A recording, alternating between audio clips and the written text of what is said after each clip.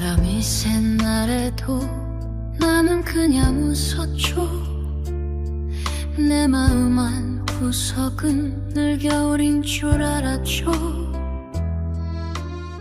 할머니, 저 할머니 이름으로 오디션 지원했어요. 지금 무슨 소리야? 그 TV에 나오는 무대요, 할머니 노래. 거기서 꼭 한번 들려드리고 싶었어요. 예. 과연 모두의 비웃음 앞에서 여든 할머니는 끝내 노래를 시작할 수 있었을까요? 수님은 한동안 국자를 든 손을 내리지 못했습니다. 작은 부엌 안에는 멸치 육수 냄새가 퍼지고 있었고 가스불 위 냄비에서는 된장국이 낮게 끓고 있었지요. 방금 전까지도 평소와 다르지 않은 저녁이었습니다. 시장 국밥집 일을 마치고 돌아온 수님이 저녁상 준비를 하고 민수는 식탁 끝에 앉아 휴대전화만 만지작거리던 늘 있던 저녁이었지요. 그런데 민수 입에서 나온 한마디가 부엌 공기를 단숨에 바꿔놓았습니다. 수님은 천천히 국자를 내려놓고 손등으로 앞치마를 한번 쓸었습니다. 그리고 돌아서서 손자를 봤습니다. 너 지금 나 놀리는 거냐? 민수는 얼른 고개를 저었습니다. 아니에요, 할머니. 진짜예요. 접수도 됐고 예선 날짜도 떴어요. 예선은 무슨 예선이냐? 내가 거길 왜 나가? 수님 목소리는 크지 않았습니다. 그런데도 단단했습니다. 소리보다 기운이 먼저 느껴지는 말투였지요. 민수는 그 말투를 잘 알고 있었습니다. 괜히 더 밀어붙였다간 문이 완전히 닫혀버린다는 것도 알고 있었고요. 그래서 그는 서두르지 않고 휴대전화를 식탁 위에 올려놓았습니다. 화면에는 오디션 프로그램 이름과 지원 완료 문자, 예선 안내가 또렷하게 떠 있었습니다. 수님은 화면을 한번 흘겨보다가 바로 시선을 거뒀습니다. 지워라. 할머니, 일단 제 말 좀 끝까지 들어보세요. 들을 것도 없다. 나 같은 늙은이가 사람들 앞에 나가서 뭘 하냐? 그 말끝은 퉁명스러웠지만 그 안에 든 감정은 단순한 화가 아니었습니다. 당황도 있었고 민망함도 있었고 애써 덮어두고 살던 무언가를 갑자기 들킨 사람의 불편함도 묻어 있었지요. 수님은 다시 냄비 쪽으로 몸을 돌렸습니다. 국자로 국을 한번 저었지만 손길이 아까 같지 않았습니다. 이미 마음이 저기 가 있었습니다. 민수는 조심스럽게 의자를 당겨 앉았습니다. 할머니 등이 보였습니다. 젊을 때부터 그 등을 많이 봤습니다. 새벽마다 시장으로 나가던 등, 국밥집 주방에서 종일 서 있다가도 집에 와서 반찬을 만들던 등, 아픈 남편 병수발까지 하느라 늘 굽어있던 등이었지요. 민수는 어려서부터 그 등에 기대 자랐습니다. 부모 대신 할머니 손에서 큰 시간이 더 길었습니다. 그래서 누구보다도 잘 알았습니다. 수님이 힘든 날이면 꼭 노래를 흥얼거린다는 걸요. 설거지를 하다가도 그랬고 무 배추를 다듬다가도 그랬습니다. 비 오는 날 창문 닫다가도 그랬고 혼자 빨래를 널다가도 그랬지요. 아주 작게 정말 혼자만 들을 만큼 작게 부르는 소리였습니다. 처음엔 그저 버릇인 줄 알았습니다. 그런데 몇 달 전 민수는 우연히 그 노래를 끝까지 듣게 되었습니다. 늦은 밤이었습니다. 물을 마시러 나왔다가 부엌 문 앞에서 걸음을 멈췄지요. 불도 다 끈 부엌에서 수님은 창문 쪽을 보고 서 있었습니다. 그리고 민수는 그날 처음 알았습니다. 할머니가 그냥 콧노래를 흥얼거리는 사람이 아니라는 걸요. 목소리 안에 긴 세월이 들어있었고 참은 날들이 들어있었고 누구에게도 말하지 못한 서러움이 들어있었습니다. 노래 한 곡이 끝났을 때 민수는 한동안 그 자리에서 움직이지 못했습니다. 그날 이후 마음이 계속 남았습니다. 저 목소리를 왜 평생 부엌 안에만 두고 살았을까? 저렇게 부를 수 있는 사람이 왜 평생 사람들 앞에서는 단 한 번도 안 불렀을까? 민수는 그 생각을 버리지 못했습니다. 결국 고민 끝에 지원서를 넣었습니다. 무모한 짓인지 알면서도 그랬습니다. 늦었다는 말로만 끝내기엔 수님 목소리가 너무 아까웠기 때문입니다. 할머니, 민수가 다시 불렀습니다. 수님은 대답 대신 냄비불을 줄였습니다. 그래도 듣고 있다는 건 알 수 있었습니다. 저 어릴 때부터 들었어요. 할머니가 혼자 노래하는 거. 수님 손이 그제야 멈췄습니다. 민수는 조금 더 낮은 목소리로 말을 이었습니다. 처음엔 그냥 흥얼거리는 줄 알았어요. 그런데 아니더라고요. 할머니는 진짜 노래를 품고 사는 사람이더라고요. 수님은 천천히 몸을 돌렸습니다. 눈빛이 전보다 복잡해져 있었습니다. 그걸 내가 왜 듣고 있었니? 들으려고 들은 건 아니에요. 우연히 들었어요. 근데 들으면 안 되는 걸 들었다기보다 아무도 모르게 끝나면 안 되겠다는 생각이 먼저 들었어요. 수님은 헛웃음 비슷한 숨을 내뱉었습니다. 민수야, 사람은 제 나이에 맞게 살아야 한다. 내 나이가 몇인데 오디션이냐? 80이라서 더 해야죠. 뭐? 80이라서요.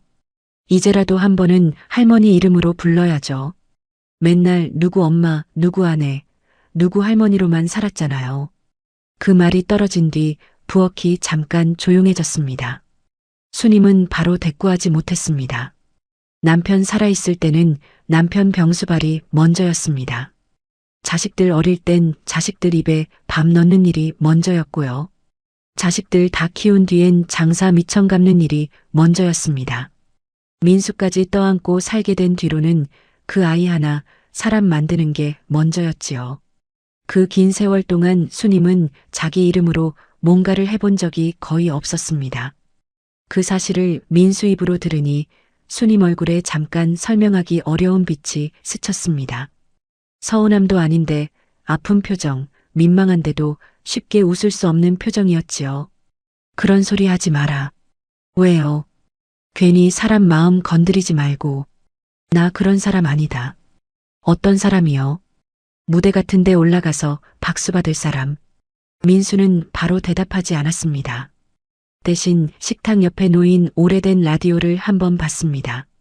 도장처럼 다른 버튼, 테이프로 붙인 금간 부분, 그리고 그 옆에 놓인 수님의 돋보기까지 그 모든 것이 수님이 살아온 시간 같았습니다. 오래 썼고 달았고 그래도 버리지 못한 것들 말입니다. 할머니, 민수가 다시 조심스럽게 불렀습니다. 저는요, 그날 처음 들었어요. 할머니가 한 곡 끝까지 부르는 거. 수님 눈썹이 미세하게 흔들렸습니다. 노래가 끝났는데도 한동안 못 움직였어요. 그냥 잘 부른다가 아니라 너무 오래 참은 사람이 부르는 소리 같았어요. 수님은 고개를 돌려 창문 쪽을 봤습니다. 해질 무렵의 주황빛이 유리창에 엷게 비치고 있었습니다. 괜한 짓 했다, 너. 맞아요.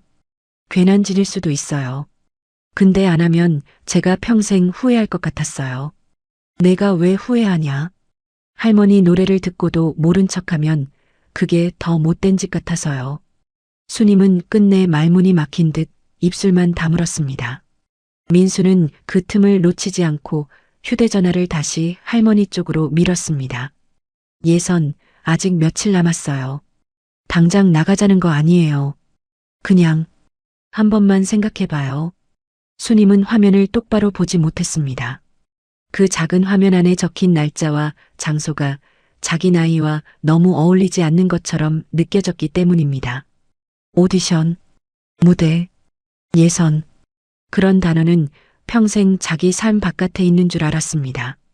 그런데 지금 손주가 그걸 자기 앞으로 밀어놓고 있었습니다. 수님은 한참 뒤에야 아주 작게 중얼거렸습니다. 사람들이 다 웃는다.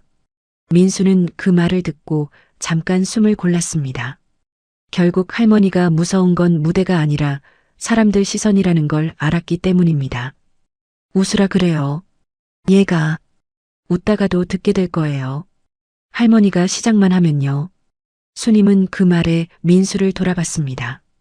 그 눈빛 안에는 못 믿겠다는 마음과 그래도 아주 조금 흔들리는 마음이 함께 있었습니다. 민수는 그 눈을 피하지 않았습니다. 저는 할머니가 안 되는 사람이라고 생각해 본 적 없어요. 수님은 더 이상 아무 말도 하지 않았습니다. 다시 냄비를 보았지만 국은 이미 다 끓어 있었습니다. 가스불을 끄고도 한참 그 자리에 서 있었지요. 민수도 더 채근하지 않았습니다. 그날 처음으로 수님 마음속 아주 깊은 곳에 오래 굳어있던 문이 아주 조금 흔들리기 시작했기 때문입니다. 그리고 민수는 알고 있었습니다. 이 문은 한 번에 열리는 문이 아니라는 것을요. 수님은 그날 저녁 국그릇을 식탁 위에 올려놓고도 좀처럼 자리에 앉지 못했습니다.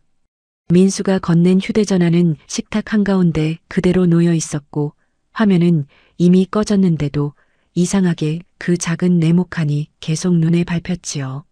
오디션, 예선, 무대. 수님 평생과는 아무 상관없던 말들이 갑자기 저녁 밥상 위에 올라와 있는 기분이었습니다. 민수는 할머니 눈치를 보며 밥숟가락을 들었다 놨다 했습니다. 아까보다 더 말을 아끼는 얼굴이었지요. 밀어붙이면 안 된다는 걸 아는 사람의 표정이었습니다. 수님은 그런 손자를 한번 보고는 된장국 그릇을 민수 쪽으로 밀어주었습니다. 식기 전에 먹어라. 말은 평소와 다르지 않았지만 민수는 그 한마디 안에 아직 대화가 끝난 게 아니라는 걸 느꼈습니다. 그래서 그는 일부러 오디션 이야기를 다시 꺼내지 않았습니다.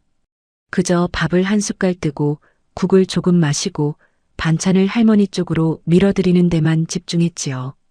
그런데도 수님 손은 평소보다 느렸습니다.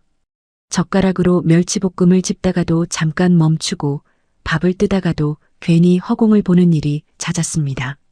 민수는 그런 할머니를 보며 어쩌면 오늘 처음으로 자기 말이 정말 할머니 마음 어디 한 구석을 건드렸는지도 모르겠다는 생각을 했습니다. 수님은 밥을 다 먹고 나서도 한동안 식탁을 떠나지 않았습니다. 그러다가 벼랑간 혼잣말처럼 낮게 말했지요. 그걸 언제 넣었냐? 민수는 얼른 자세를 고쳐 앉았습니다.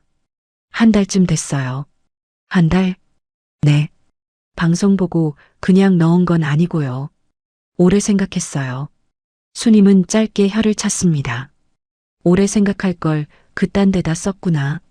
말은 퉁명스러웠지만 민수는 더 이상 그 말투에 겁먹지 않았습니다. 아예 잘라버리려는 마음만은 아니라는 걸 이제는 알 수 있었기 때문입니다. 할머니, 민수가 조심스럽게 불렀습니다. 그날 이후로 계속 생각했어요. 무슨 날? 수님은 알면서도 모른 척 묻는 얼굴이었습니다.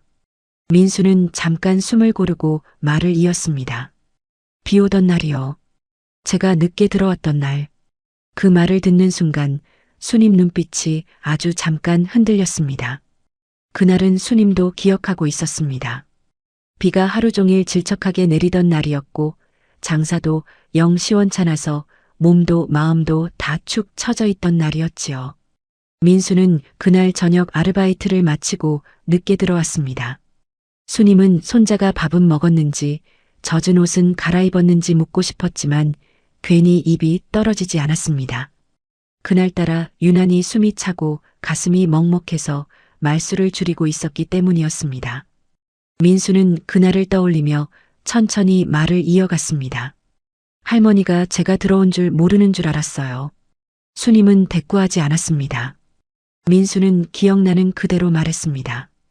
부엌불도 안 켜고 계셨잖아요.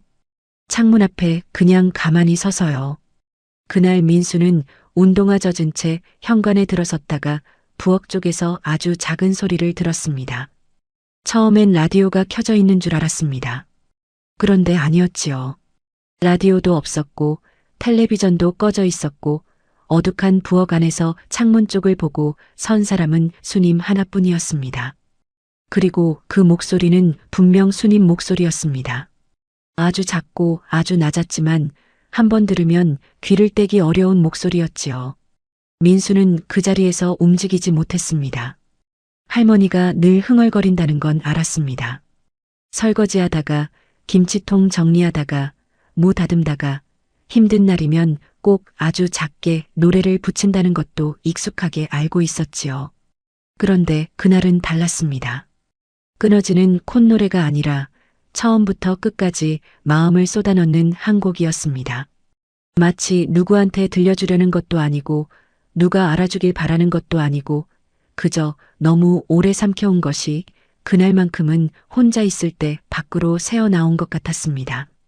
민수는 그때 처음으로 느꼈습니다. 할머니가 노래를 좋아하는 게 아니라 어쩌면 노래로 평생 자기 마음을 버텨온 사람일지도 모른다는 거리요. 수님은 손끝으로 식탁 모서리를 천천히 문질렀습니다. 오래된 식탁 가장자리는 반질반질하게 닳아 있었습니다. 그 다른 부분처럼 민수 말도 괜히 마음을 쓸고 지나가는 듯 했지요. 그걸 다 들었냐? 수님 목소리는 전보다 작아졌습니다. 민수는 고개를 끄덕였습니다. 끝까지 들었어요. 왜 가만히 있었니? 들어가면 안 될 것 같았어요. 그때는 그냥 그런 느낌이었어요. 수님은 시선을 밥그릇 쪽으로 내렸습니다. 다 비운 밥그릇 바닥에 밥풀이 두어 알붙어 있었고 된장국 위에는 식은 기름이 얇게 맺혀 있었지요. 그런 사소한 것들이 괜히 더 선명하게 보일 만큼 마음은 어딘가 멀리 가 있었습니다. 젊을 때는 수님이 뜬금없이 말을 꺼냈습니다. 민수는 바로 고개를 들었습니다. 수님은 정면을 보지 않은 채 천천히 말을 이었습니다. 젊을 때는 노래가 하고 싶다는 생각도 했지. 민수는 아무 말도 하지 않았습니다. 괜히 한마디라도 얹었다가 그 뒤로 이어질 이야기가 끊길까봐 조심스러웠기 때문입니다. 수님은 눈을 한번 감았다 뜨며 낮게 웃었습니다. 웃음이라기보다 지나간 자기 마음이 우스운 사람처럼 내뱉는 바람 같은 소리였지요. 어릴 땐 동네 잔치만 열리면 내가 앞에 나갔다. 목청 좋다고 흥 좋다고 노래 한번 해보라고들 했어. 민수는 처음 듣는 이야기였습니다. 할머니 입에서 어릴 때 앞에 나갔다 같은 말이 나오는 것 자체가 낯설 정도였지요. 수님에게는 늘 지금의 할머니 모습만 있었고 그 이전에 누군가의 딸이었고 처녀였고 남들 앞에 나서던 사람이었다는 사실을 민수는 생각해 본 적이 많지 않았습니다. 그런데 사람 사는 게 마음대로 되나? 집안 형편 안 좋지, 밑에 동생들 챙겨야지, 그러다 시집 오고 애 낳고 장사하고 병수발하고 그러고 나면 노래 같은 건 자꾸 뒤로 밀리더라. 수님은 담담하게 말했지만 그 담담함이 오히려 더 길게 남았습니다. 억울하다고 말하지도 않았고 후회한다고도 하지 않았습니다. 그저 세월이 그랬다고 자기 몫이 늘 그랬다고 말하는 사람의 힘없는 단정이 있었지요. 민수는 그 말이 더 아팠습니다. 하고 싶었는데 못했다는 말보다 살다 보니 그냥 뒤로 밀렸다는 말이 더 슬프게 들렸기 때문입니다. 할머니는 왜 한 번도 안 했어요? 민수가 조심스럽게 물었습니다. 뭘? 노래요. 사람들 앞에서. 수님은 잠깐 민수를 봤다가 다시 고개를 돌렸습니다. 사람이 제 살림도 제대로 못 꾸리면서 무슨 노래냐? 그 말은 변명 같기도 했고 수님 스스로 평생 붙들고 살아온 이유 같기도 했습니다. 무대보다 밥상이 먼저였고 박수보다 병원비가 먼저였고 노래보다 장사 미천이 먼저였지요. 그런 날들이 너무 오래 이어지다 보니 어느 순간부터는 자기가 노래를 좋아했다는 사실 자체를 입 밖에 내는 것도 민망해졌을 것입니다. 근데도 할머니는 계속 부르셨잖아요. 민수 말에 수님이 피식 웃었습니다. 계속은 무슨, 그냥 혼자 입버릇처럼 그런 거지. 안 해요. 민수는 이번엔 눈을 피하지 않았습니다. 혼자 부르는데도 듣는 사람 울릴 정도면 그건 입버릇이 아니에요. 수님은 그 말을 듣고 한동안 말이 없었습니다. 손자가 저런 눈으로 자기를 보는 게 낯설었습니다. 대견하게 보던 손자 눈빛이 아니라 사람 하나를 제대로 알아보려는 눈빛 같았기 때문입니다. 수님은 그게 조금 무서우면서도 한편으론 이상하게 가슴이 뜨거워졌습니다. 민수는 용기를 내어 말을 더 보탰습니다. 할머니, 저는 그냥 재미로 넣은 거 아니에요. 진짜로 가능성 있다고 생각했어요. 무슨 가능성? 할머니 목소리요. 수님은 한숨을 아주 길게 내쉬었습니다. 민수야, 그건 내가 나를 할머니라서 좋게 듣는 거다. 안 해요. 제가 할머니라서 더 늦게 알아본 거예요. 그 말은 수님도 예상 못한 말이었는지 눈빛이 잠깐 멈췄습니다. 민수는 천천히 말을 이었습니다. 저는 늘 할머니가 원래 그런 사람인 줄 알았어요. 그냥 일하고 참고 혼자 흥얼거리고 그렇게 사는 게 당연한 줄 알았어요. 근데 아니더라고요. 할머니도 원래는 무대 앞에 서보고 싶었던 사람이었던 거잖아요. 수님은 끝내 바로 답하지 못했습니다. 자기 마음속에서도 오래전부터 덮어둔 말을 이제와 손자 입으로 듣고 있는 기분이었지요. 부엌 창밖은 어느새 어두워졌습니다. 이웃집 창문 불빛이 건너편 유리에 희미하게 비쳤고 싱크대 위에는 수님과 민수 그림자가 겹쳐져 있었습니다. 오랜 시간 각자 다른 방식으로 살아온 두 사람이 오늘은 이상하게 한자리에서 같은 말을 바라보고 있는 것 같았습니다. 수님은 식탁 위 휴대전화를 다시 한번 봤습니다. 꺼진 화면 속에 자기 얼굴이 흐릿하게 비쳤습니다. 주름진 얼굴, 희끗한 머리카락, 오래 일한 손. 무대와는 거리가 먼 얼굴이라고 평생 생각해온 얼굴이었습니다. 그런데 민수는 자꾸 그 얼굴을 무대 위에 올려놓으려 하고 있었습니다. 사람들 앞에 서면 수님이 아주 낮게 말했습니다. 분명 웃는 사람도 있을 게다. 민수는 바로 대답하지 않고 잠깐 생각했습니다. 그리고 조용히 말했지요. 네. 웃을 수도 있죠. 수님이 의외라는 듯 손자를 봤습니다. 민수는 그 시선을 그대로 받으며 말을 이었습니다. 근데 다 웃지는 않을 거예요. 그리고 끝까지 웃는 사람은 없을 거예요. 수님은 그 말이 이상하게도 오래 남았습니다. 그 자신감이 민수 성격답지 않게 단단했기 때문입니다. 민수는 늘 다정했지만 오늘 같은 눈빛은 드물었습니다. 그건 할머니를 달래는 눈빛이 아니라 정말 믿는 사람의 눈빛이었습니다. 수님은 괜히 물컵을 들어 한 모금 마셨습니다. 미지근한 보리차가 목을 타고 내려갔지만 가슴 안쪽은 오히려 더 뜨거워졌지요. 생각 좀 해보마. 아주 작은 말이었지만 민수는 그 한마디를 듣고 얼굴이 달라졌습니다. 밀어붙이지 않으면서도 기다릴 수 있는 희망이 생긴 사람의 표정이었지요. 수님은 괜히 덧붙였습니다. 당장 간다는 소리 아니다. 알아요. 괜히 혼자 앞서 나가지도 말고. 네, 할머니. 민수는 웃고 싶었지만 참았습니다. 괜히 웃는 얼굴을 보였다가 할머니가 다시 마음을 닫아버릴까 봐서였지요. 수님은 그런 손자를 보고도 모른 척 자리에서 일어났습니다. 빈 그릇을 정리하려고 싱크대로 걸어가는데 민수가 먼저 일어나 그릇을 받아들었습니다. 제가 할게요. 됐어. 할머니, 오늘은 제가 해도 되잖아요. 수님은 잠깐 그릇을 넘겨주지 않다가 결국 손을 놓았습니다. 민수는 물을 틀며 그릇을 씻기 시작했고 수님은 그 모습을 가만히 지켜봤습니다. 물소리가 좁은 부엌 안에 잔잔하게 퍼졌습니다. 수님은 그 소리를 들으며 문득 아주 오래전 누가 시키지도 않았는데 동네 잔치마당에 나가 노래를 부르던 어린 자기 모습을 떠올렸습니다. 그때는 세상이 이렇게까지 무겁지 않았습니다.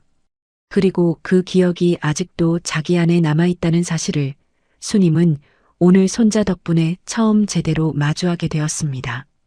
오디션 이야기가 나온 뒤 며칠 동안 수님은 그 말을 꺼내지도 않고 그렇다고 완전히 없는 일처럼 넘기지도 못했습니다. 겉으로 보기에는 늘 하던 대로 살았습니다. 새벽이면 시장 국밥집으로 나가고 점심 장사 끝나면 허리 한번 펴지 못한 채 집으로 돌아와 저녁 준비를 했지요. 된장 풀고 무 썰고 고등어 굽고 밀린 빨래를 널고 냉장고 구석 반찬통을 정리하는 생활은 달라진 게 없어 보였습니다. 그런데도 민수는 알 수 있었습니다. 할머니 마음이 전처럼 완강하게 닫혀 있지만은 않다는 걸요. 예전 같으면 오디션이라는 말만 나와도 혀를 차며 쓸데없는 소리 하지 마라 하고 딱 잘라버렸을 사람인데 이번엔 생각해 보겠다는 말까지 했으니까요. 다만 수님은 그 말을 한 뒤로 더 조심스러워졌습니다. 민수가 보는 앞에서는 일부러 노래를 흥얼거리지 않았고 부엌에서 혼자 일할 때도 전보다 더 입을 다물고 있었지요. 민수는 그런 할머니가 이해됐습니다. 마음이 흔들릴수록 사람은 오히려 더 아닌 척하게 되니까요. 그 사이 예선 날짜는 조금씩 가까워졌습니다. 민수는 날짜를 손가락으로 셀 만큼 여러 번 확인했습니다. 괜히 먼저 입 밖에 꺼냈다가 할머니 마음이 다시 굳을까봐 말을 아끼면서도 속으로는 하루가 갈수록 조급해졌지요. 예선 하루 전날 저녁 민수는 결국 더는 기다릴 수 없다는 걸 깨달았습니다. 수님은 평소처럼 저녁상을 치우고 걸레를 빨아 마루 끝에 널고 있었습니다.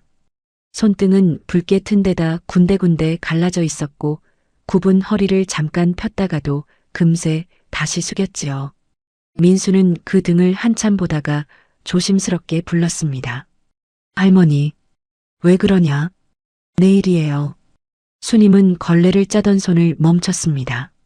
굳이 다시 묻지 않아도 무슨 뜻인지 아는 표정이었지요. 알고 있다. 짧은 대답이었지만 민수는 그 말이 더 무겁게 들렸습니다. 정말 모르쇠로 넘긴 게 아니라 계속 알고 있었고 계속 생각하고 있었다는 뜻이었으니까요. 민수는 마루 쪽으로 한 발 다가갔습니다. 할머니, 진짜 싫으시면 안 가도 돼요. 수님은 그 말에 바로 고개를 들었습니다. 민수는 애써 웃어 보였습니다. 억지로 모시고 갈 생각은 없어요. 그런데 나중에 후회는 안 했으면 좋겠어요.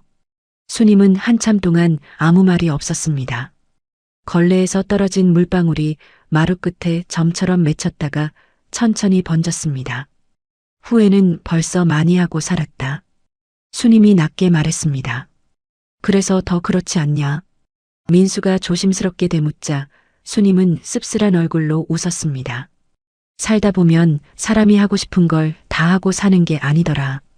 다 못해도 한 번쯤은 해봐야 하는 거잖아요. 내 나이가 몇인데 80이라서 더 해야죠. 며칠 전 했던 말을 민수가 다시 꺼내자 수님은 이번엔 예전처럼 바로 타박하지 못했습니다. 그 말을 스스로도 자꾸 곱씹고 있었기 때문인지도 몰랐습니다. 80이라서 더 해야 한다는 말. 평생 늦었다는 이유로 스스로 물러났던 사람에게는 이상하게 낯설고도 아픈 말이었지요. 민수는 방으로 들어가 미리 챙겨둔 종이봉투를 꺼내왔습니다. 수님은 그걸 보자 눈살부터 살짝 찌푸렸습니다. 그게 또 뭐냐? 옷이요. 무슨 옷? 내일 입고 갈 옷이요. 수님은 기가 막힌다는 듯 헛웃음을 냈습니다. 아직 간다고 안 했다. 그러니까 미리만 봐달라는 거예요. 민수는 봉투를 열어 얌전한 자줏빛 상의와 검은색 치마를 꺼냈습니다. 번쩍이는 옷도 아니고 괜히 젊어 보이려고 꾸민 옷도 아니었습니다.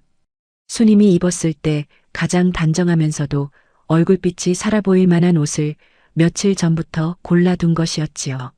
수님은 옷을 보자마자 표정이 복잡해졌습니다. 이런 걸 또 언제 샀냐? 얼마 안 했어요. 돈 아깝게 왜 샀어? 말은 그렇게 했지만 손은 자꾸 그 옷 쪽으로 갔습니다. 민수는 그걸 못 본 척 조용히 웃었습니다. 수님은 자줏빛 옷감을 손끝으로 한번 만져보았습니다. 거칠지 않고 부드러웠습니다. 이런 옷은 자식 결혼식이나 동네 잔칫날 아니면 입을 일도 없었지요. 그것도 요즘은 거의 없었습니다.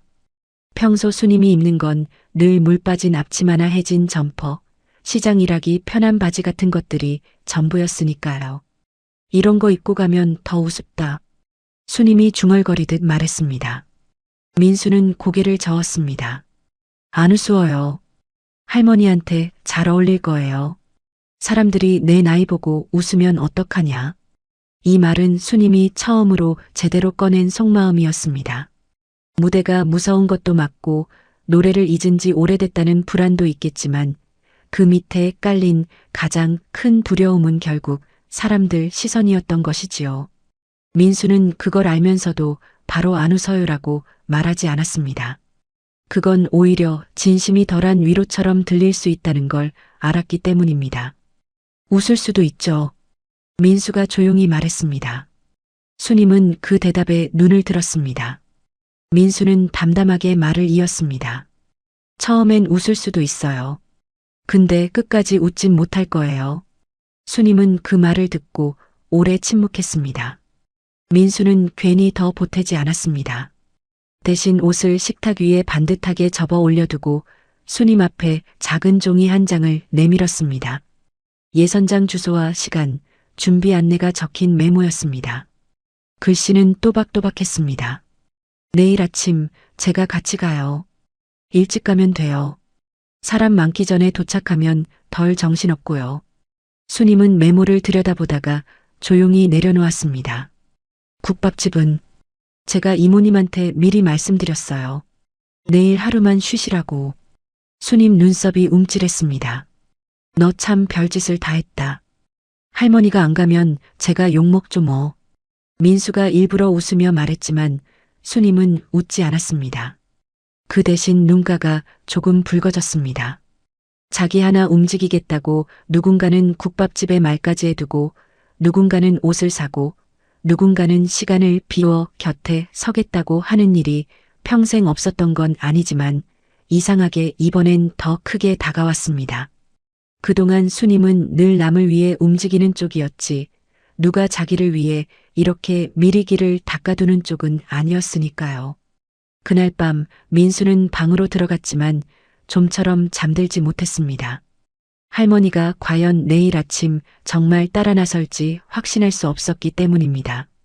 괜히 먼저 기대했다가 문 앞에서 안 간다 한마디 들으면 더 막막할 것 같았지요. 반대로 수님도 쉽게 잠들지 못했습니다. 이불을 덮고 누워 천장을 보는데 마치 오래전 자신이 아닌 누군가의 일처럼 느껴지는 단어들이 자꾸 떠올랐습니다. 무대, 예선, 노래, 그리고 80이라서 더 해야 한다는 손자 말까지요. 새벽녘이 다 되어 겨우 잠이 들었고 다음날 아침 수님은 평소보다 더 일찍 눈을 떴습니다. 몸이 먼저 긴장한 탓인지 아직 어두운 창밖을 보며 한참 누워 있었지요. 안 간다고 하면 됩니다. 그냥 평소처럼 국밥집으로 가버리면 그만이었지요. 그런데도 몸은 쉽게 일어나지 못했습니다. 정말 안 갈 사람이라면 이렇게 오래 망설이지도 않았을 것입니다. 결국 수님은 천천히 몸을 일으켰습니다. 찬물로 얼굴을 씻고 서랍 깊숙이 넣어둔 빗으로 흰머리를 가지런히 넘겼습니다. 그리고 식탁 위에 반듯하게 놓여있는 자줏빛 옷을 한참 바라봤습니다. 민수는 인기척에 방문을 열고 나왔다가 그 장면을 보고 그대로 멈췄습니다. 수님은 민수를 보지 않은 채 물었습니다. 이거 진짜 안 이상하겠냐?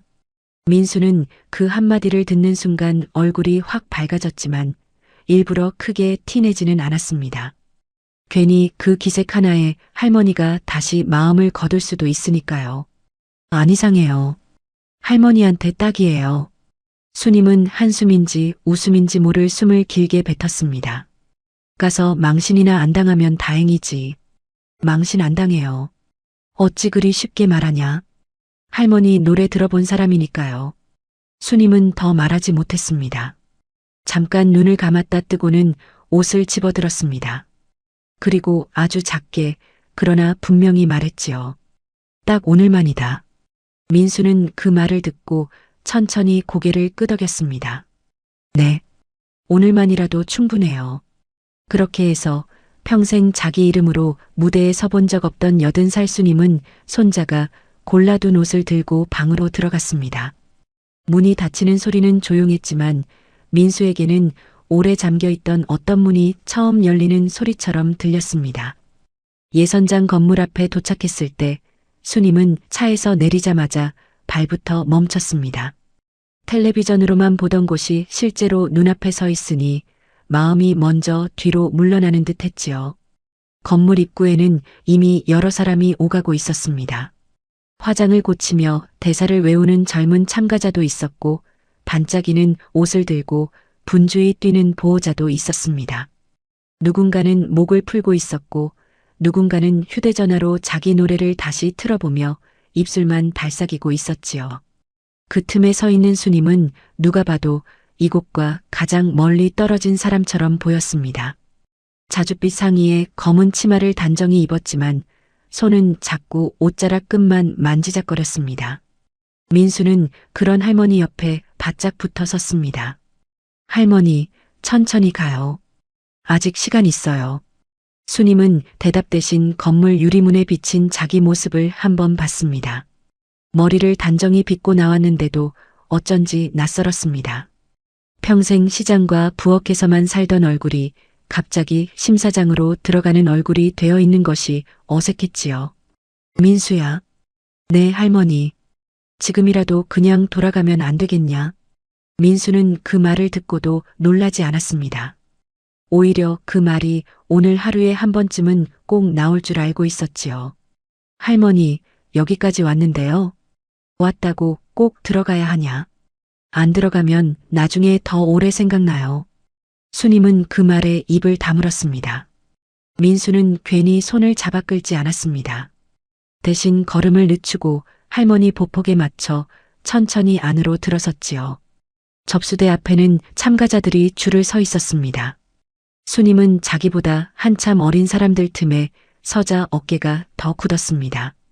누군가는 힐끔힐끔 쳐다봤고 누군가는 대놓고 한 번 더 돌아보기도 했습니다. 그 시선이 꼭 나쁘다고 할 수는 없었습니다. 놀라움일 수도 있고 호기심일 수도 있었지요.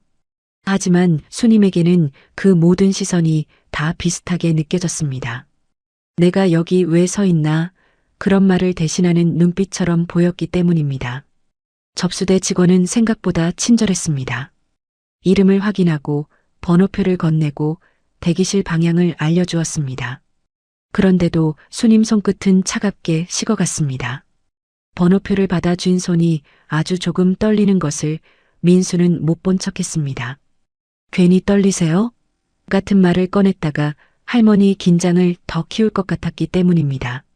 대기실 안은 더 정신없었습니다. 누군가는 악보를 보고 있었고 누군가는 거울 앞에서 표정을 연습하고 있었으며 누군가는 보호자와 마지막으로 곡 순서를 확인하고 있었지요. 그 안에서 수님은 더욱 작아지는 기분이 들었습니다. 민수는 한쪽 구석 빈 의자를 찾아 할머니를 앉혔습니다. 수님은 앉자마자 가방끈을 두 손으로 꼭 쥐었습니다. 마치 그 끈을 놓치면 자기도 이 자리에서 미끄러질 것 같은 모습이었지요. 잠시 뒤 옆자리에 앉아있던 중년 여성이 수님을 한번 보고는 웃듯 말했습니다. 어머니도 참가하세요?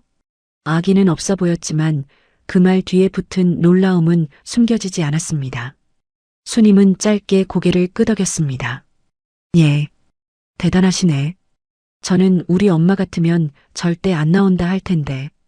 그 말에 맞은편 젊은 참가자가 작게 웃었습니다. 여긴 진짜 별별 사람이 다 나오네요. 작은 소리였지만 조용한 귀에는 더 잘 박히는 법입니다. 민수 얼굴이 굳었습니다. 당장 뭐라고 한마디 하고 싶었지만 먼저 반응하는 순간 오히려 수님이 더 민망해질까봐 입을 다물었지요. 수님은 못 들은 척 시선을 바닥으로 내렸습니다. 그런데 민수는 알 수 있었습니다. 할머니 손끝이 조금 더 힘을 주어 가방끈을 쥐고 있다는 것을요. 몇 초쯤 지났을까요? 수님이 아주 낮게 말했습니다. 거봐라. 괜히 왔다. 민수는 의자를 바짝 당겨 앉았습니다. 할머니, 나가자. 아직 늦지 않았다. 할머니, 저 사람들 말 때문에요? 그럼 뭐 때문에겠냐? 내가 여기 어울리기나 하냐? 수님 목소리는 화난 사람보다 지친 사람에 가까웠습니다. 처음부터 무대가 무서운 것보다 자기가 이 자리에 맞지 않는다는 생각이 더 사람을 꺾는 법이지요. 민수는 잠깐 아무 말도 하지 않았습니다. 어설픈 위로보다 더 필요한 말이 뭔지 고르고 있었기 때문입니다. 그리고 아주 천천히 입을 열었습니다. 할머니, 저 사람들은 할머니 노래 못 들어봤잖아요. 수님은 여전히 바닥만 봤습니다. 민수는 말을 이었습니다. 저는 들었어요. 그래서 여기 데리고 온 거예요. 그거야 내가 나를 좋게 보니까 그렇지. 안 해요. 민수 대답은 생각보다 빨랐습니다. 제가 처음 들었을 때도 똑같이 놀랐어요. 수님이 그제야 민수를 돌아봤습니다. 민수는 할머니 눈을 피하지 않았습니다. 평소 할머니 목소리랑 달랐어요. 수님 눈썹이 미세하게 움직였습니다. 민수는 그날 밤을 떠올리며 더 또렷하게 말했습니다. 부엌에서 혼자 끝까지 부르던 그날이요. 할머니 목소리가 이상했어요. 아니, 이상한 게 아니라 민수는 적당한 말을 찾다가 솔직한 쪽을 택했습니다. 30년은 젊은 목소리 같았어요. 수님은 예상 못한 말을 들은 사람처럼 눈빛이 잠깐 멈췄습니다. 민수는 조금 웃으며 덧붙였습니다. 진짜예요. 낮에 장사 끝내고 힘들다고 말씀하실 때 목소리 있잖아요. 그거랑 전혀 달랐어요. 노래 시작하니까 목소리가 갑자기 젊어졌어요. 숨도 달라지고 눈빛도 달라지고요. 그 말은 민수의 과장이 아니었습니다. 할머니가 평소보다 높은 소리를 낸다거나 억지로 어린 척한다는 뜻이 아니었습니다. 세월을 견디며 눌러두었던 마음이 노래를 만나자 그 안에서 오래 잠자고 있던 사람이 잠깐 깨어나는 듯한 느낌이었던 것이지요. 민수는 그걸 처음 듣고 잊지 못했습니다. 그래서 이 무대를 포기할 수 없었습니다. 수님은 입술을 한번 다물었다가 천천히 물었습니다. 그게 말이 되냐? 돼요. 저는 진짜 그렇게 들었어요. 괜히 듣기 좋으라고 하는 소리 아니고? 아니에요. 그래서 여기까지 온 거예요. 할머니가 노래하면 사람들은 나이부터 안 볼 거예요. 수님은 그 말에 바로 수긍하지 못했습니다. 하지만 민수 목소리에는 억지 위로보다 확신이 더 많았습니다. 그게 수님 마음을 조금 흔들었습니다. 잠시 뒤 복도 쪽에서 번호를 부르는 소리가 들렸습니다. 예선 순서가 조금씩 가까워지고 있었습니다. 수님은 자기 번호표를 내려다봤습니다. 그 작은 종이장이 오늘 하루를 어디까지 끌고 갈지 알 수 없는데도 이상하게 버릴 수는 없었습니다. 민수야. 네. 정말 내가 노래하면 달라 보이냐? 민수는 아주 천천히 고개를 끄덕였습니다. 네. 할머니가 아니라 그냥 한 사람으로 보여요. 무대에 서야 할 사람처럼요. 수님은 그 말을 듣고 오래 숨을 들이켰다가 내쉬었습니다. 그리고 가방끈 쥔 손에 조금 힘을 풀었습니다.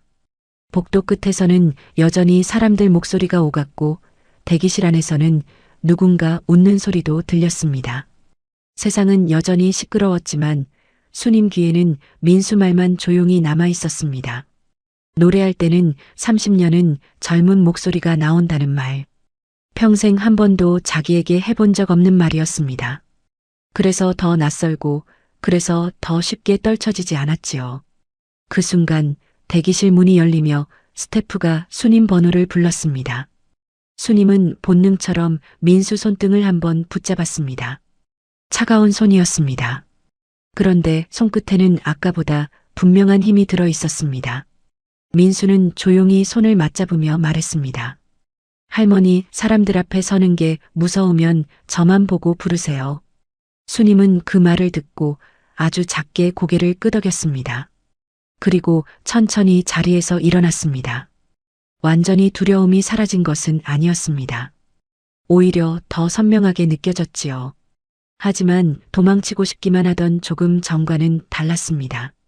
이제 수님 마음 한쪽에는 혹시 정말 그 말처럼 될지도 모른다는 작은 흔들림이 함께 생겨나고 있었습니다. 대기실 문을 나서는 순간 수님은 자기 발소리조차 크게 들리는 것 같았습니다. 복도 바닥은 반질반질하게 닦여 있었고 천장 조명은 시장 골목 불빛보다 훨씬 차갑고 환했지요. 조금 전까지도 사람들 웅성거림 속에 앉아있던 몸이었는데 막상 자기 번호가 불리고 나니 세상 소리가 한꺼번에 멀어지는 느낌이 들었습니다. 수님은 두 손을 앞으로 모은 채 천천히 걸었습니다. 민수는 한 걸음 뒤에서 따라가다가 심사실 문 앞에 이르러 조용히 멈췄습니다. 보호자는 그 안까지 들어갈 수 없다는 안내를 이미 들었기 때문입니다. 수님도 그 사실을 알고 있었지만 막상 문 앞에 서니 발이 잘 떨어지지 않았습니다. 민수는 그런 할머니를 보며 아주 작게 웃어 보였습니다. 할머니. 수님이 고개를 돌렸습니다. 저 여기 있어요. 짧은 말이었는데도 이상하게 힘이 됐습니다. 수님은 대답 대신 아주 잠깐 손자를 바라봤습니다. 그 눈빛 안에는 아직도 두려움이 있었고 망설임도 있었고, 그래도 여기까지 데려온 손자를 끝내 저버릴 수 없다는 마음도 함께 들어 있었습니다. 스태프가 문을 열어주며 안으로 안내했습니다. 심사실은 생각보다 넓지 않았습니다. 하지만 수님에게는 그 어떤 잔칫집 마당보다 크게 느껴졌지요. 앞쪽엔 심사위원들이 앉아 있었고, 머리 위엔 환한 조명이 떨어지고 있었고, 뒤쪽엔 대기하던 사람들과 스태프들이 조용히 서 있었습니다. 수님이 문턱을 넘는 순간 안쪽 공기가 아주 미세하게 흔들렸습니다. 누군가 예상하지 못한 인물을 본 것처럼 눈길이 한번 모였지요. 가운데 앉은 젊은 심사위원이 서류를 보다가 고개를 들었습니다. 그리고 수님 얼굴과 지원서에 적힌 나이를 번갈아 확인하는 표정을 지었습니다. 왼쪽에 앉은 여자 심사위원은 놀란 듯 눈썹을 올렸고, 오른쪽 심사위원은 입가에 애매한 미소를 머금었습니다. 그것이 비웃음인지 당황인지 수님은 구분하고 싶지도 않았습니다. 다만 자기 나이부터 먼저 보인다는 사실은 금세 알아차릴 수 있었지요. 성함 말씀해 주세요. 진행을 맡은 스태프가 정중하게 말했습니다. 수님은 마른 입술을 한번 축였습니다. 강수님입니다. 연세도 함께 말씀 부탁드립니다. 그 짧은 부탁이 이상하게 수님 가슴을 한번 치고 지나갔습니다. 노래보다 먼저 나이를 말해야 하는 자리. 수님은 잠깐 숨을 고른 뒤 또박또박 말했습니다.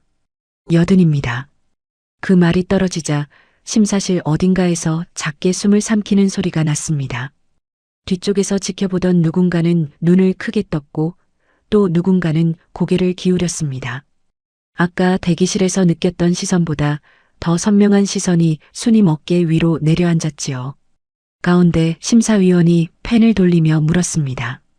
어머님, 이 프로그램은 꽤 긴 시간 서 계셔야 하고 곡도 끝까지 소화하셔야 하는데 괜찮으시겠어요?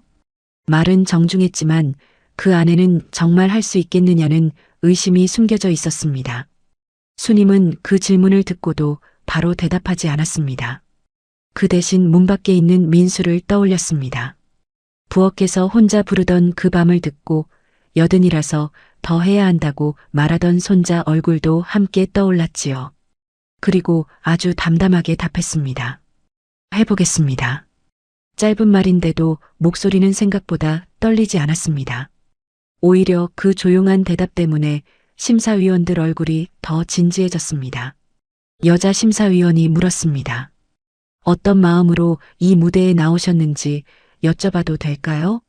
수님은 처음엔 그 질문이 낯설었습니다. 평생 누가 자기 마음을 먼저 묻고 살아준 적이 거의 없었으니까요.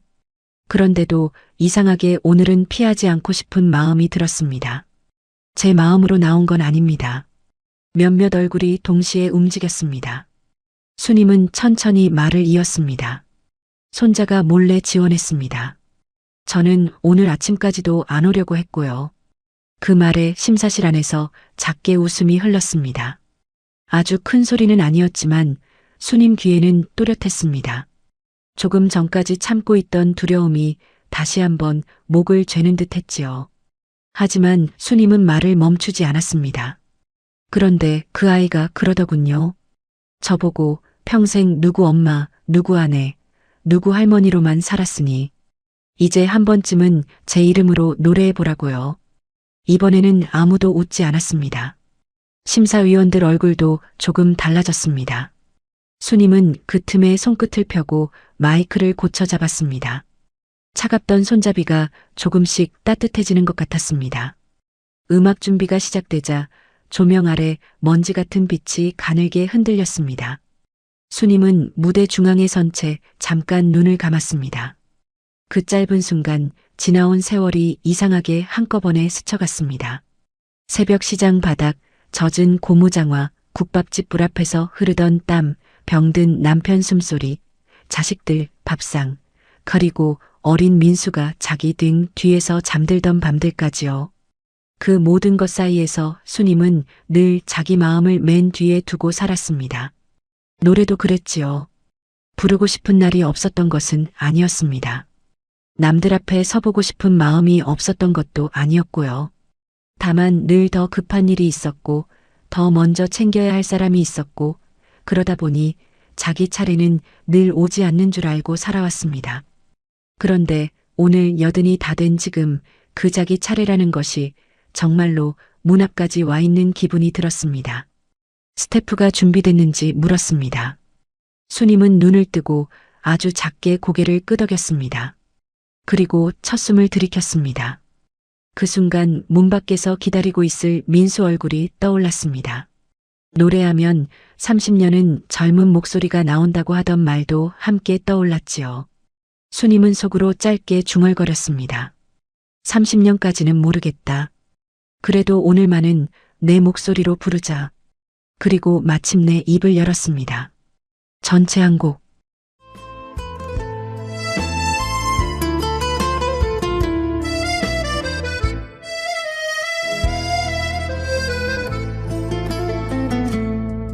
바람이 센 날에도 나는 그냥 웃었죠. 내 마음 한 구석은 늘 겨울인 줄 알았죠. 남들 먼저 봄을 만나 꽃길 따라갈 때에도 나는 내 차례 아닌 듯 고개 숙여 살았어요. 하고픈 말도 많았고 불러볼 노래도 많았죠. 그런 날들 다 접어두고 세월 따라 걸어왔죠. 늦게 핀 꽃이라도 향기는 남더라. 여든의 내 가슴에도 봄은 오더라. 눈물로 지운 날들도 꽃잎이 되어서 이제야 내 이름으로 피어나더라.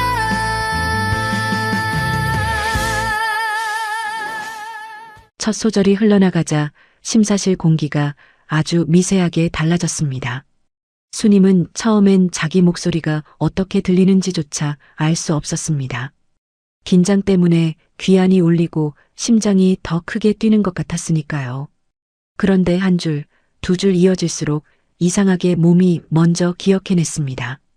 어릴 적 마당에서 불렀던 날, 혼자 부엌에서 가만히 흥얼거리던 밤, 누구도 듣지 않을 거라 생각하고 숨처럼 내보냈던 그 수많은 순간들이 한꺼번에 목 안에서 길을 찾아주는 듯 했습니다. 수님의 목소리는 평소처럼 거칠지 않았습니다. 장사 끝난 뒤 지친 숨도 아니었고 허리 아프다며 중얼거리는 생활의 목소리도 아니었지요. 세월이 다 깎아놓은 줄 알았던 맑은 결이 노래 안에서는 신기할 만큼 고스란히 살아있었습니다. 민수가 말했던 그 느낌이 바로 이런 것이었을지도 몰랐습니다. 30년 젊어진다는 말이 허풍처럼 들렸지만 적어도 지금 이 순간 수님 목소리는 80살의 체년보다는 훨씬 젊고 고닫습니다. 후렴으로 넘어가자 수님은 더 이상 심사위원 얼굴을 보지 않았습니다. 누가 어떤 표정을 짓는지, 누가 처음에 웃었는지, 누가 아직도 반신반의하는지 따질 마음이 사라졌기 때문입니다. 지금은 오직 노래만 끝까지 부르는 일이 중요했습니다. 너무 늦었다고만 생각했던 마음이 정말 아직 남아있는지 오늘 이 자리에서 자기 자신에게 먼저 확인하고 싶었지요. 수님은 후렴 첫 줄을 똑바로 내보냈습니다.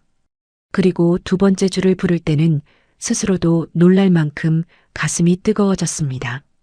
그동안 한 번도 자기 이름으로 살아보지 못한 시간들이 이제야 비로소 목소리를 얻는 느낌이었습니다. 심사위원들 얼굴도 어느새 변해 있었습니다. 펜을 돌리던 손은 멈췄고 서류를 보던 눈도 수님에게로 완전히 옮겨와 있었지요. 아까 질문하던 젊은 심사위원은 몸을 조금 앞으로 기울였고 여자 심사위원은 입술을 다문 채 수님을 바라보고 있었습니다. 처음에 의심이나 호기심 대신 이제는 무언가를 놓치지 않으려는 집중이 자리하고 있었습니다. 수님은 그 변화를 느끼면서도 노래를 놓치지 않았습니다. 오히려 그럴수록 더 담담하게, 더 곱게 불렀습니다. 울음을 섞지도 않았고 괜히 기교를 부리지도 않았습니다. 그저 살아온 세월을 있는 그대로 얹었을 뿐인데 그래서 더 아프게 들렸습니다. 마지막 구절을 부를 무렵에는 순임 눈가도 조금 젖어 있었습니다. 하지만 그 눈물은 서러움이라기보다 너무 오래 닫혀있던 문이 열릴 때 생기는 뜨거움에 가까웠습니다. 노래가 끝났을 때 심사실 안은 몇 초 동안 아주 조용했습니다. 그 침묵은 낯설지 않았습니다. 좋지 않을 때 흐르는 어색한 정적이 아니라 다들 방금 들은 것을 자기 안에서 한 번씩 더 받아들이는 침묵처럼 느껴졌지요. 순임은 마이크를 두 손으로 꼭 쥔 채 고개를 살짝 숙였습니다.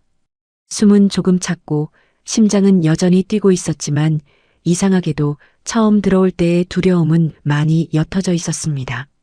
어떻게 보였는지는 아직 모릅니다. 합격이 될지 안 될지도 모릅니다. 그래도 한 가지는 분명했습니다. 80살 순임은 방금 평생 처음으로 자기 이름으로 노래를 끝까지 불렀습니다. 노래가 끝난 뒤에도 순임은 곧바로 고개를 들지 못했습니다. 마이크를 쥔 손끝에는 아직도 미세한 떨림이 남아 있었고 가슴 안쪽에서는 막 길게 달려온 사람처럼 숨이 조금씩 차올랐지요. 그런데도 이상하게 두렵지는 않았습니다. 무대에 오르기 전까지 순임을 짓눌렀던 건 사람들 시선이었고 나이였고 여든이 다 된 몸으로 괜한 망신만 당하고 내려오게 될까 하는 걱정이었습니다. 하지만 지금은 달랐습니다. 잘했는지 못했는지보다 끝까지 불렀다는 사실 하나가 먼저 몸 안에 남아 있었기 때문입니다. 평생 부엌 안에서만 흘리던 노래를 오늘은 자기 이름으로 끝까지 불렀다는 사실이 순임 마음을 이상하리만치 고요하게 만들고 있었지요. 심사실 안은 몇 초 동안 조용했습니다. 아주 짧은 시간인데도 순임에게는 꽤 길게 느껴졌습니다. 심사위원들이 서로 눈빛을 주고받는 기척이 있었고 누군가 넘기던 서류 소리가 아주 작게 들렸습니다. 순임은 그제야 천천히 고개를 들었습니다. 가장 먼저 눈에 들어온 것은 가운데 앉은 심사위원의 얼굴이었습니다. 처음 순임이 들어왔을 때 나이부터 확인하며 조심스럽게 질문을 던지던 바로 그 사람이었지요. 그 사람은 지금 펜을 손에 쥔 채 한동안 아무 말이 없었습니다. 그리고 이내 아주 낮고 조심스러운 목소리로 입을 열었습니다. 어머님. 순임은 마이크를 내려놓지 않은 채 조용히 바라봤습니다. 노래를 오래 품고 계셨던 것 같습니다. 그 말은 칭찬처럼도 들렸고 늦게야 알아챈 미안함처럼도 들렸습니다.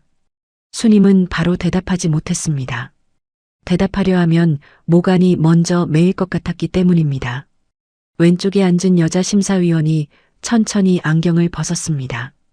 눈가가 살짝 붉어져 있었지요. 저는 처음에 연세를 듣고 솔직히 걱정부터 했어요. 그런데 노래가 시작되고 나서는 연세를 잊었습니다.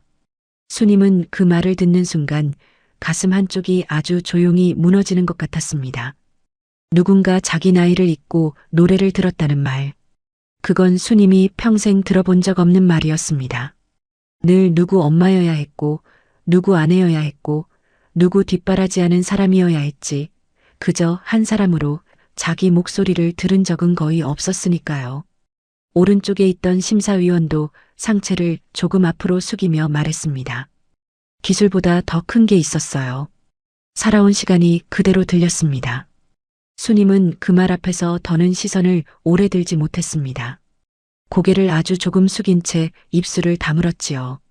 울지 않으려는 사람의 표정이 얼굴에 그대로 번졌습니다.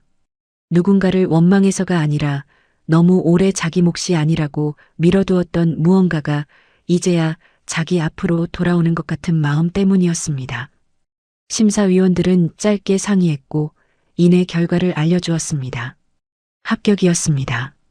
예선 통과라는 짧은 말이었는데도 순임 귀에는 너무 멀리서 들려오는 것처럼 희미했습니다. 순임은 그 말을 듣고도 곧바로 웃지 못했습니다. 기뻐해야 하는 순간이라는 건 알겠는데 기쁨보다 먼저 올라오는 감정은 믿기지 않음과 먹먹함 쪽에 더 가까웠기 때문입니다. 그저 아주 천천히 고개를 숙이며 인사할 뿐이었지요. 감사합니다.